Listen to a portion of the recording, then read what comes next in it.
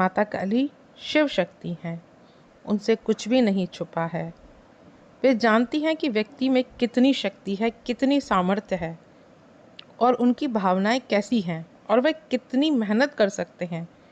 तो फिर भी इतनी परीक्षा क्यों लेती हैं माता काली? इन परीक्षाओं का उद्देश्य क्या है जो माता काली इन परीक्षाओं को लेती हैं? तो माता काली की परीक्षाओं का उद्देश्य है हमें शुद्ध करना। यह परीक्षाएं हमारे अंदर और बाहर की सारी नकारात्मक और बाधाओं को समाप्त करती हैं। इसके साथ ही हमारे संचित कर्म भी नष्ट होते हैं, क्योंकि जब तक कर्मों का नाश नहीं होता है तब तक हम सबकी मुक्ति संभव नहीं है। इस तरह की परीक्षाएं जो माता काली लेती हैं आत्मशुद्धि की ही प्रक्रिया है। जितना अधिक हम इन परीक्षाओं से गुजरते हैं उतना ही हमारा मन और बुद्धि विकसित होती है। व्यक्ति साधना के मार्ग पर आगे बढ़ता है तो यह यात्रा और भी अधिक कठिन हो जाती है। यह परीक्षा खास तौर पर शुरुआती दौर में ज़्यादा देखने को मिलती है। साधना और भक्ति के पहले कुछ वर्षों में भक्तों को बहुत कठिन परीक्षाओं से गुजरना पड़ता है।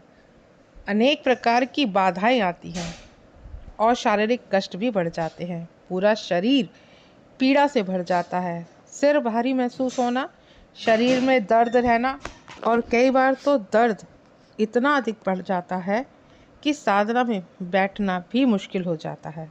ऐसा क्यों होता है? ऐसा इसलिए होता है क्योंकि हमारी बाधाएं पुराने भावनात्मक गांठों के रूप में गहरी जड़ें जमा चुकी होती हैं और जब हमारे संचित कर्म कटने लगते हैं तो ये परेशानियां अलग अलग रूपों में सामने आती हैं।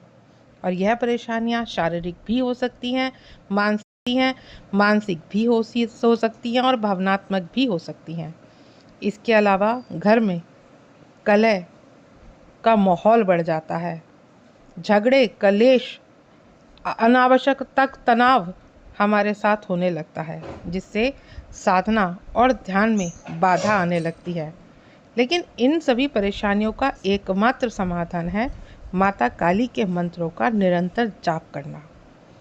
अपने इष्ट के मंत्रों का जाप करना और पूरी श्रद्धा के साथ उनकी भक्ति में लगे रहना। जब आप ऐसा करते हैं तो बहुत जल्दी ही इन कठिनाइयों से, इन मुश्किलों से बाहर आ पाते हैं। दूसरी परीक्षा साधना का फल ना मिलना या साधना का फल देर से मिलना। यह परीक्षा लगभग हर भक्त को झेलनी पड़ती है। जब कोई भी साधना, पूजा और भक्ति के मार्ग पर चलता है तो पहले कुछ वर्षों तक तो जीवन